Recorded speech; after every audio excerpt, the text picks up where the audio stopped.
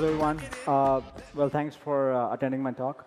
I will talk about so AI, how it will impact billions of voices, not just limited to India. Actually, English is one of the biggest language spoken in India. That means we're targeting actually global. So I'll cover what are the challenges that happens or when you go large scale. Most of the systems that currently work, ChatGPT, etc., they work for predominantly for English, or we have played with them in English. Of course, there's some multilingual capabilities as well that are coming, but a lot of work is needed. So that's what I cover. Uh, so first, let's try to understand what does AI for a billion voices mean. Basically, if you look at the nuances when you build it for multiple languages, especially in scenarios like India, so first thing is the language is much richer. If you go target hundreds of languages, the challenges are much more difficult, much more because if you look at the population of India, it's 20% of the globe. However, if you look at the data, Indic data, combined across all the 100 languages is 2%. So 22% data available on the web, while there are hundreds of languages and representing 20% of the global population. That's one. So from technical point of view, it's much, much harder. Plus, there's less data, as opposed to if you look at English-focused models or common models which are available, the data is massive, and the infrastructure that they have is massive. If you go to India scale, there is not much infrastructure that has to be built. So if you want to have AI to go impact grassroots levels, such as farmers or a student in a remote village, you have to do a lot of work from tech point of view and from scalability point of view. Second thing is India is more spoken culture. People speak as opposed to type. And therefore, as you know, when there's voice interface, there are many, many complex nuances in terms of voice. There's ASR, there are errors around it, then people mix languages. It's very common in India that people speak 3 languages in the same conversation. And therefore, a typical, you might have seen GPT-4 interface or the experience where there is only one language. But if you want to build it for India, it's much, much more complicated because there will be 3 languages right there. And therefore, the errors extrapolate that way. And then there is this digital divide and infrastructure, as I said. India is basically, you have cities like Bangalore, Mumbai, Delhi, where there is urban population which is used to these tools, while there is a population which is in villages which needs to have a lot of impact, but again, they don't have much access. But they're getting there. And there have been many examples where India has built the best infrastructure, UPI, which is the largest financial infrastructure in the world with hundreds of billions of transactions. So when we go and scale for India and build for India, it actually builds for the world as well. So that's the kind of infrastructure that we are building at Krutrim. And then there is this ethical and factual nuances. Basically, because it's multicultural, multi-language, every state is like a country. It's like a Europe, right? Every state is a country in that way. So when we bring it together, you have to align everyone. And it's the largest democracy. That means you have to hear across every voice. So that's the kind of nuances as we build. So from ethical point of view, bias point of view, it's much, much more challenging compared to a typical model that you see in the West. And as I said, lack of high-quality data, that's the thing. Plus, the typical tokenization strategy, which I will cover. Tokenization is a strategy where you convert data into some kind of numbers. Models, they don't understand, or machines don't understand language. You have to convert that into some form of tokens or numbers, and it's much more challenging because of multilingual nature of it. But with that, there are opportunities as well. You have this faster technology adoption. I mean, we have seen with UPI, which is the largest financial, as I said, system in the world, 5G, which is the best 5G network in the world. So when we scale and build for India, the opportunities are immense, which is not just limited to India. With these opportunities, when you build for India, you actually go work with other countries or globally as well. So from an opportunity point of view, it's very big.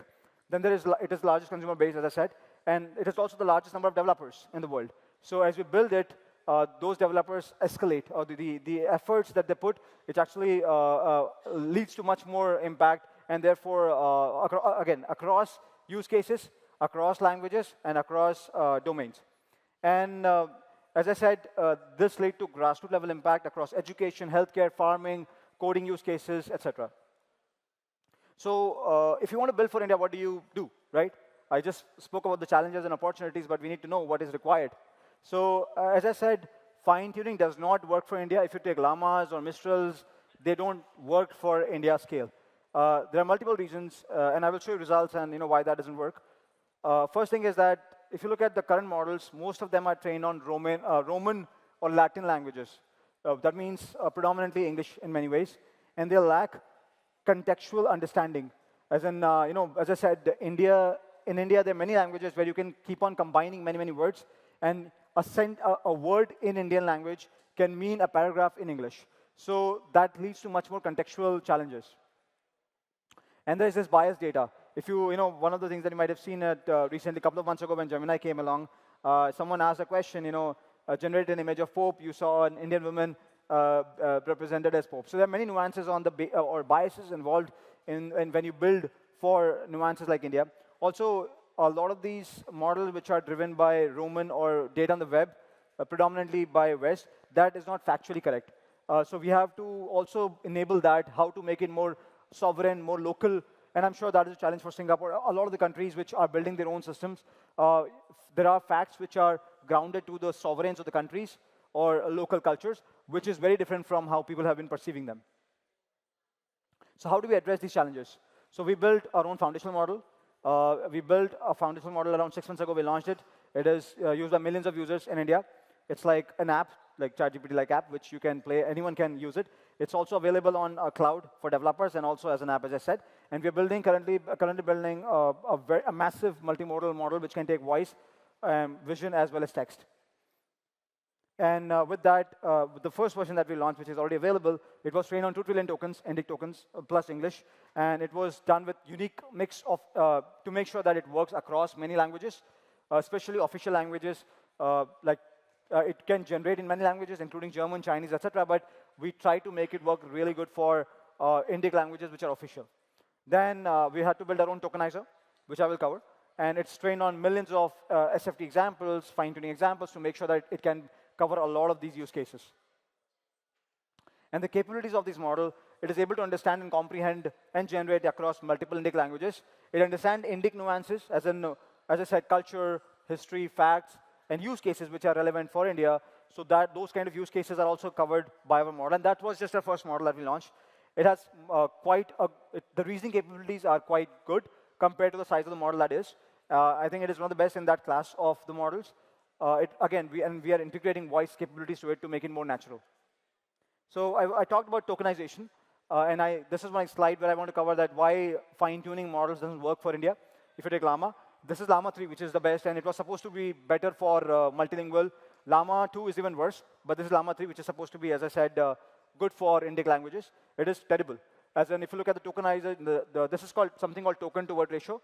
The red curve means a higher number of tokens. That means if I pass a word, a single word, for example, it will get split into multiple tokens.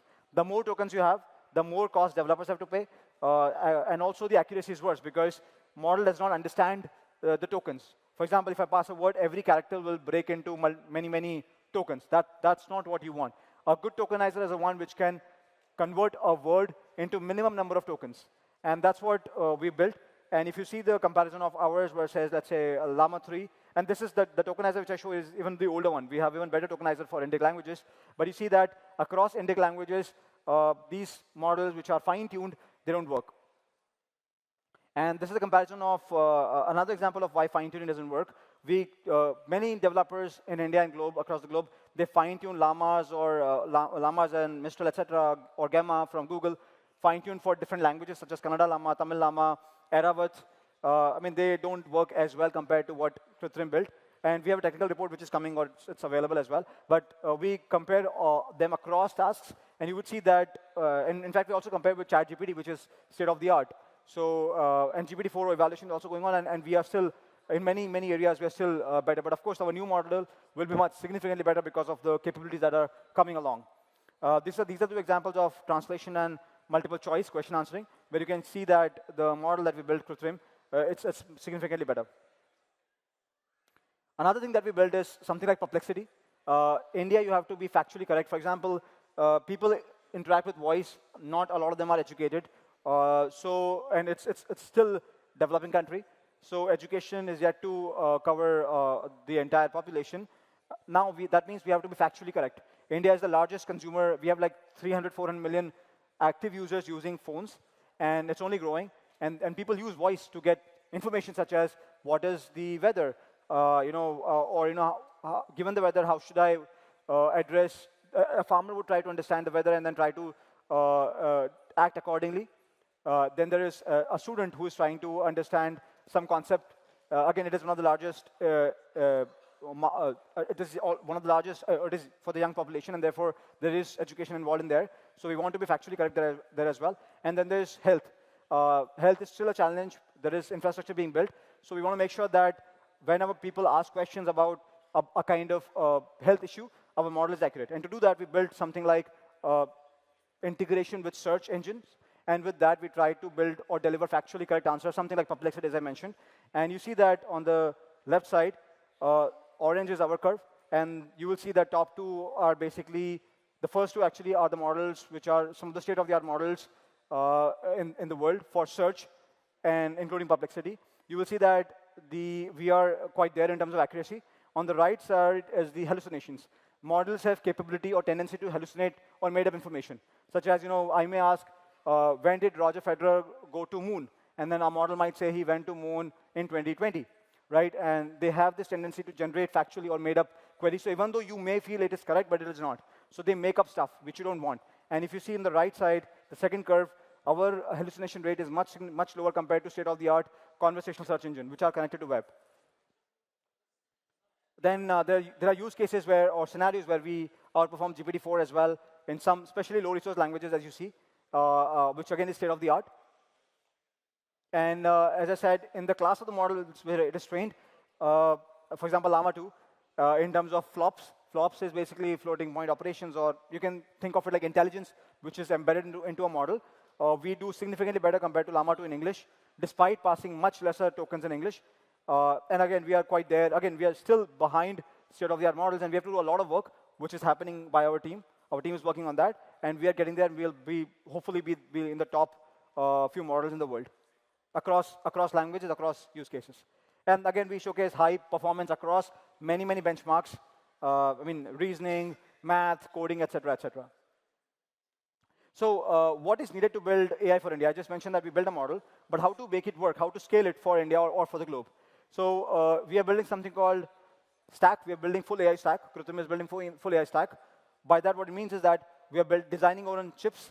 Then we are building our own infrastructure AI cloud. Think of it like AWS, GCP, Azure. And then we are building our own foundational models, which will be available to consumers as well as to developers. And we are part of Ola, which is one of the largest consumer brands in India, and with 200 million active users. So with this vertical stack, we actually deliver impact across the country as soon as we build something. This is a key slide which I want to emphasize. Among all the AI, GenAI companies, if you look at the companies, you have tens and thousands of startups, right? Fine-tuning the models, taking the models and using them. Then there is around 15 or so companies which are doing foundational model pre-training. There are less than 5 companies in the world which are doing multimodal, multilingual pre-training from scratch. And of course, you saw Google and Meta, or OpenAI, we are one of those. We're trying to build and address this scenario. And of course, a lot of work has to be done. We are still behind. We have to do a lot of work to address these challenges. And as I said, from developer point of view, we have made our models available to developers. They can use it. So if some of you are interested in English or Indic languages, you can use these APIs. We'll also make these APIs available with agentic architecture. That means with that, there will be many use cases that can be covered at cheaper cost compared to, let's say, a model which can do everything. So that's something, if you're excited about using these APIs, please reach out to me. I would love to connect with you. And as I said, India scale also impacts the world. So whatever we build impacts or works for the world.